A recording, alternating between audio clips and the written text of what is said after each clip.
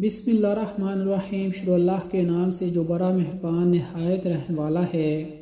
حضرت عبادہ بن صامت رضی اللہ عنہ جو بدر کی لڑائی میں شریک تھے اور لالۃ العقبہ کے 12 نقیبوں میں سے تھے، فرماتے ہیں کہ رسول اللہ صلی اللہ علیہ وآلہ وسلم نے اس وقت جب آپ کے گرد صحابہ کی ایک جماعت بیٹھی ہوئی تھی، فرمایا کہ مجھ سے بیعت کرو اس بات پر کہ اللہ کے ساتھ کسی کو شریک نہ کرو گے، چوری نہ کرو گے، زنا نہ کرو گے، اپنی اولاد کو قتل نہ کرو گے اور نہ عمدہ کسی پر کوئی ناحق بہتان باندھو گے اور کسی بھی اچھی بات میں اللہ کی نافرمانی نہ کرو گے۔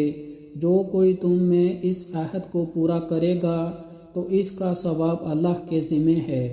اور جو کوئی ان بری باتوں میں سے کسی کا ارتکاب کرے اور اس دنیا میں اسلامی قانون کے تحت سزا دے دی گئی تو یہ سزا اس کے گناہوں کے لیے بدلہ ہو جائے گی، اور جو کوئی ان میں سے کسی بات میں مبتلا ہو گیا اور اللہ نے اس کے گناہ کو چھپا لیا تو پھر اس کا معاملہ اللہ کے حوالے ہے، اگر چاہے معاف کر دے اور اگر چاہے سزا دے دے۔